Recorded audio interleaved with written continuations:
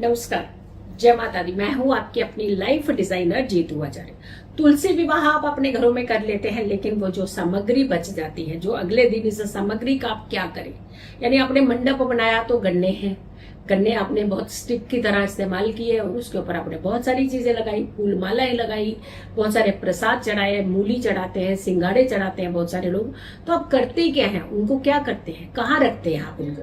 देखिए, पूजा का पूर्ण फल तब मिलता है जब उसकी बची हुई सामग्री का आप सही यूटिलाइज करते हैं, सही तरीके से। अगर विसर्जन भी करना है तो सही तरीके से करिएगा, अगर आपको कहीं रखना भी है तो सही तरीके से रखिएगा।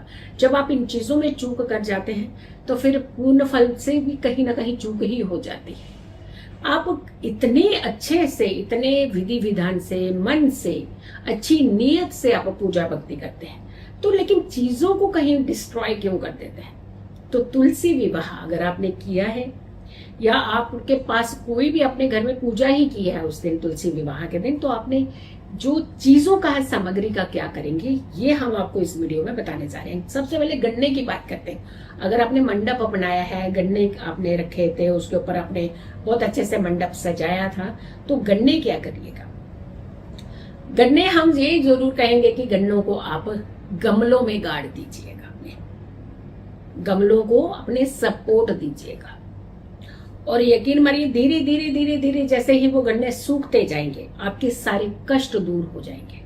तो आप गन्ने जो है ना, फेंकिएगा मत, या फिर उसके बहुत छोटे छोटे से टुकड़े करके आप इसे जल में बहाना चाहे तो बहा सकते हैं। तो हम तो ये कहेंगे कि बहाइए नहीं, आप गन्नों को गमले में डाल दीजिए, गाड़ दीजिए उसे गमलों के अंदर, या फिर किसी अच्छे से, आपके पास हरियाली ही हरियाली है, जहां आपको लगता है साफ सुथरा है, वहां पाँव नहीं जाते हैं, गंदगी नहीं होती है, तो वहां पे भी आप जाकर के इसे गाड़ सकते हैं। जैसे बगीचे हैं, बागान हैं, तो वहां पे भी आप गाड़ सकते हैं। खेत है, खेतों में गाड़ सकते हैं आप इन्हें, लेकिन आप इसे पैरों में मत आने दीजिएगा। पैरों में आए तो सोच लीजिए आपकी पूजा का फल आपको क्या मिल सकता है। मूली रखते हैं, पत्तों वाली मूली, पत्ते तो हम कहेंगे कि गौमाता को खिलाइए आप। और मूली को जो है वो भी आप छोटे टुकड़े करके आप गौमाता को खिला सकते हैं, क्योंकि मूली और पत्ते जो है गौमाता खाती हैं, तो आप उन्हें खिला सकते हैं। तो आप उन्हें खिला दीजिए, या फिर आप मूली को भी गमले में ही गाड़ दीजिए और पत्ते जो है वो गौमाता को खिला दीजिएगा। आपने कहीं भी पैरों के अंदर इन चीजों का नहीं रखना है, नहीं इन्हें फेंकना है, इनका निरादर नहीं करना है, क्योंकि पूजा भक्ति का रस अगर आपको चाहिए तो आपको पूजा पूर्ण करने की विधि विधान आने चाहिए। सिंगाड़े भी आप गौमाता को खिलाएं, या फिर इसे आप पीपल के पेड़ के नीचे रख सकते हैं, ताकि कोई भी बेजुबान अपने आप आकर के इसे खा सकता है, क्योंकि इसका कोई हार्म या नुकसान नहीं है अगर कोई खा लेता है। इनफैक्ट आप जो लिफाफे, जो पैकेट्स का इस्तेमाल करते हैं ना, वो भी आप लोग इधर उधर डिस्ट्रॉय करते हैं। इसे भी किसी मिट्टी में दबा दीजिए, गाड़ दीजिएगा। इसे आप किसी बेजुबान के मुंह में ना आए। ध्यान रखिएगा, किसी का नुकसान करना मतलब आपका नुकसान होना, किसी बेजुबान का नुकसान होना मतलब आपका नुकसान होना। तो ऐसे मत कीजिएगा, ऐसी चीजें नहीं करनी चाहिए। या फिर आप मिठाई, जो मिठाई आप चढ़ाते हैं, बहुत सारे लोग हैं जो बर्फी है, कई तरह की मिठाइयां जो है आप तुलसी मैया को, माँ वृंदा को चढ़ाते हैं तुलसी विवाह पर। तो मिठाई का आप क्या करें, मिठाई आप किसी पीपल के पेड़ के नीचे आप स्प्रेड कर सकते हैं, उसका चूरा करके, ताकि चींटियां खा सके उस मिठाई को। आप ऐसे फेंकिए नहीं, आप कहीं भी उठा करके एक डस्टबिन में डाल रहे हैं, कोई कहीं डाल रहा है, कोई कूड़े वाले के पास रख रहा है, ऐसे कूड़े के ढेर के पास में रख दे रहे, तो ऐसे नहीं करना है। कोई भी चीज आपने इस तरीके से डिस्ट्रॉय नहीं करनी है, निरादर नहीं करना है कि इसका इम्पैक्ट आपकी जिंदगी के अंदर एक खराब तरीके से आने लगे। चुनरी अपने पास रखिए। माँ वृंदा को उड़ाई हुई चुनरी, कहते जिस व्यक्ति के पास रहती है वो हमेशा धनवान रहता है, वो हमेशा सुखी रहता है, सौभाग्यपूर्ण रहता है। तो चुनरी, मैया की चुनरी तो आपको इधर उधर तो देनी नहीं चाहिए, या फिर आप किसी कन्या को ये चुनरी दे सकते हैं। आप इसे फेंकिएगा नहीं कि सामान डाला और इसको इसमें फेंक दिया, कहीं जाकर के रख दिया, ऐसे नहीं कीजिएगा। चुनरी अपने पास रखिए, सिंदूर अपने पास रखना चाहिए।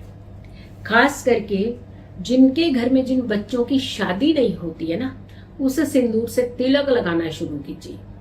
बहुत जल्दी शादी के योग संयोग बन जाते हैं, शादी के द्वार खुल जाते हैं। आप देखिएगा ये करके कितना आपको लाभ होगा। और तो आप अगर कुछ सामग्री जो आपको लगता है कि हमने घर में भी नहीं रखनी है, हमें इधर भी नहीं देनी, तो उसे एक अच्छे वस्त्र में बांध करके आप उसे पीपल के नीचे रखाइएगा। जितने पैसे धन आपका इकट्ठा होता है, ये आपको पूजनीय ब्राह्मण को ही जाकर के देना चाहिए, या फिर कन्या को दे देना चाहिए। किसी कन्या को आप अपने घर की कन्या, घर के आसपास की किसी कन्या को भी दे सकते हैं।